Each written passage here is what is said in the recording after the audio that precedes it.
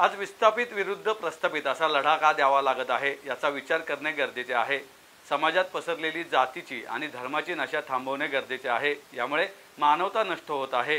British काळातील कायदे बदलण्याकरता आमचा विरोध नाही, मात्र संविधान, समता, न्यायाच्या दिशेने कायदे बदलणे गरजेचे आहे असं मत ज्येष्ठ समाजसेविका मेधा पाटकर यांनी व्यक्त केले। मानवी हक्क संरक्षण जागृती संस्था, जाधवर ग्रुप ऑफ इन्स्टिट्यूट्स, जिल्हा प्राधिकरण पुणे यांच्या वतीने जागर मानवी हक्कांचा अभियान पुस्तक प्रकाशन व पुरस्कार वितरण सोहळ्याचे आयोजन घोले रस्त्यावरील पंडित जवाहरलाल नेहरू सांस्कृतिक भवन येथे करण्यात आले होते। यावेळी प्रमुख जिल्हा व सत्र न्यायाधीश महेंद्र महाजन, भारतीय घटनातज्ञ प्राध्यापक डॉक्टर उल्हास बापट, वरिष्ठ दिवाणी न्यायाधीश डी.जे. पाटील, प्राचार्य डॉक्टर सुधाकर जाधवर, ॲडव्होकेट शार्दूल जाधवर, विकास कुचेकर, अण्णा जोगदंड, डॉक्टर बबन जोगदंड आदी उपस्थित होते। महेंद्र महाजन म्हणाले, लोकशाही टिकण्याचे महत्त्वाचे कारण म्हणजे संविधान। भारतीय जागतिक पटलावर आपल्या संविधानामुळे यशस्वी वाटचाल करीत आहेत। मानवाला सुरक्षितरित्या जगण्याचा अधिकार म्हणजे मानवाधिकार नव्हे, तर आदराने व सन्मानाने जगण्याचा अधिकार म्हणजे मानवाधिकार आहे। प्राध्यापक डॉक्टर उल्हास बापट म्हणाले, दुसऱ्या महायुद्धानंतर अनेक देशांनी लोकशाही स्वीकारली, मात्र केवळ भारतात लोकशाही जिवंत राहिली। पंतप्रधान जेव्हा शक्तिशाली होतात तेव्हा लोकशाही व हक्काला धोका निर्माण होतो। जोपर्यंत नागरिक सतर्क असतील तोपर्यंत हा धोका टाळता येईल। प्राचार्य डॉक्टर सुधाकर जाधवर म्हणाले, न्यायव्यवस्थेतील अनेक गोष्टी सामान्य माणसाला माहीत नसतात, त्यामुळे याविषयी परस्पर संवादाचे काम सामाजिक संस्था करीत आहेत। त्यांना प्रोत्साहन देणे गरजेचे आहे असेही त्यांनी सांगितलं। विकास कुचेकर यांनी प्रास्ताविक केलं। मोनिका जोशी यांनी कार्यक्रमाचं सूत्रसंचालन केलं। तो प्रत्येक मानव असतो आणि जगण्याचा अधिकार सर्वात महत्त्वाचा अधिकार आहे। या संविधानावरती हात ठेवून शपथ घेऊन जनप्रतिनिधी जर निघून गेले तर मग कोण पाहणार की आज बहुसंख्य लोकांना काय भोगावं लागतंय ते। त्यामुळे जगण्याचा अधिकार म्हणजे शिक्षणाचा, आवास, पाणी, ऊर्जा, रोजगार या सगळ्याचा अधिकार आहे, भोजनाचा अधिकार आहे। आणि त्यामुळे आम्हाला वाटतं की आजही अमृत महोत्सव साजरा होत असला तरी अमृत काल काही आलेला नाही आणि त्यामुळे जनतंत्राच्या प्रत्येक स्तंभाला आम्ही कवटाळत असतो, घेरत नसतो। केवळ आम्ही संवादशीलता अपेक्षित करत असतो, आम्ही जनतांत्रिक प्रक्रिया अपेक्षित करत असतो। मग विकासाचं नियोजन असो की कुठलाही श्रमिकांचा हक्क असो। त्यामुळे कायदे कसे बदलतात, कुठल्या दिशेने बदलतात, धोरणं कुठल्या दिशेने, या सर्वावरती लक्ष ठेवा।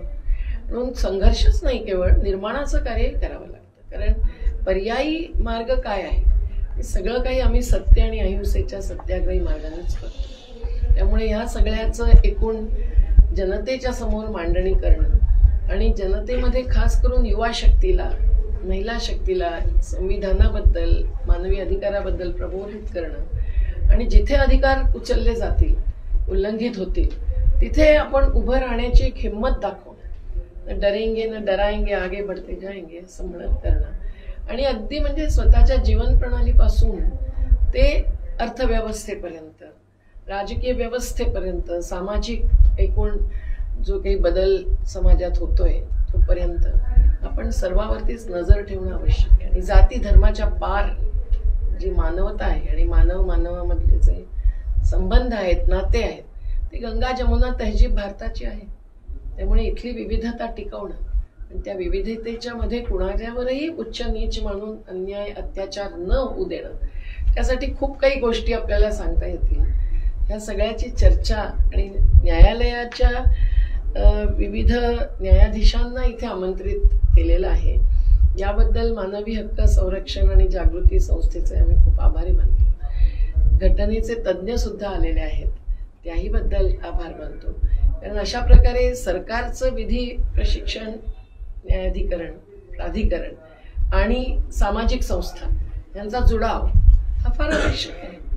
पब्लिक पार्टनरशिप महत्वाची आहे, केवळ पब्लिक प्रायव्हेट पार्टनरशिप नको आहे। त्यामुळे मला वाटतं की या अशा कार्यक्रमांचं फार महत्त्व आहे आणि ज्यांना पुरस्कृत करतायत त्या सगळ्यांना पुरस्कृत करणं म्हणजे त्यांचं कार्य पुरस्कृत करणं आणि त्यातून इतर युवांना, इतरांना सुद्धा प्रेरणा मिळते पुढे जाण्याची। हा आमचाही अनुभव आहे। त्यामुळे आम्ही या कार्यक्रमाचं स्वागत करतो। संस्था संयोजकांचं, जाधवर इन्स्टिट्यूट पण त्याच्यामध्ये आहे, या सर्वांचं अभिनंदन। जागतिक मानवाधिकार दिनानिमित्त दरवर्षी 10 डिसेंबरला जाधवर ग्रुप ऑफ इन्स्टिट्यूट, जिल्हा विधी सेवा प्राधिकरण आणि मानवी हक्क संरक्षण व जागृती संस्था यांच्या संयुक्त विद्यमाने आपण हा कार्यक्रम घेत असतो. ज्या मान्यवरांनी विविध क्षेत्रामध्ये अत्यंत चांगल्या दर्जाचं काम केलेलं आहे अशा मान्यवरांना आपण त्याच्यामध्ये पुरस्कृत करत असतो. खरं तर मानवी हक्क संरक्षण जागृत जी संस्था आहे या संस्थेच्या वतीनं अनेक वर्षांपासून हा एक कार्यक्रम त्या ठिकाणी घेतला जातो, ज्याच्यामध्ये आपण जर पाहिलं तर मुलांच्या शिक्षणामध्ये जो मानवी हक्कांचा जो विषय आहे याच्या संदर्भात ते काम करत आहेत. अनेक बोगस शाळा, बोगस कॉलेजेस, बोगस डिग्रीज हे मोठ्या प्रमाणावरती पुण्यामध्ये किंवा महाराष्ट्रामध्ये त्या ठिकाणी चालू आहेत. आणि अशा ज्या बोगस शाळा आहेत, बोगस महाविद्यालय आहेत, बोगस युनिव्हर्सिटीज आहेत, बोगस जी लोक डिग्रीज त्या ठिकाणी देत आहेत, या लोकांना समोर आणून विद्यार्थ्यांना त्यांच्यावरती होणाऱ्या अन्यायापासून वाचवण्याचं काम ही संस्था त्या ठिकाणी अत्यंत मोठ्या प्रमाणावरती काम करते. आणि म्हणून काम करत असताना जाधवर ग्रुप ऑफ इन्स्टिट्यूट देखील त्यांच्यासोबत काम करते. जाधवर ग्रुप ऑफ इन्स्टिट्यूटचं Jadhavar college of law, advocate Shardul Sudhakarrao Jadhavar college of law, ह्या दोन्हीही कॉलेजेस यांच्या संयुक्त विद्यमाने हा कार्यक्रम त्या ठिकाणी चालतोय. आणि मला सांगताना फार आनंद वाटतो की विविध गावांमध्ये देखील आपण फ्री लिगल एड कॅम्प्स त्या ठिकाणी चालवतोय, जेणेकरून जे गोरगरीब, शोषित, दलित, वंचित, आदिवासी समाजामधून जी लोक येतात, ज्यांना आपल्याला चांगल्या पद्धतीनं त्यांचे जे काय त्यांच्यावरती अन्याय झालेले असतील, ज्यांच्याकडे पैसे नसतील, ज्यांना मार्गदर्शनाची चांगल्या दर्जाची गरज आहे, अशा गोरगरीब लोकांना आपण चांगल्या पद्धतीनं मार्गदर्शन करण्याचं काम आपल्या संस्थेच्या वतीनं आणि या ह्युमन राईट्स फाउंडेशनच्या वतीनं त्या ठिकाणी करत असतो. आणि म्हणून आज अशाच सगळ्या ज्ञानी लोकांना आपण एकत्रित करून हा मेळावा त्या ठिकाणी घेतो. धन्यवाद.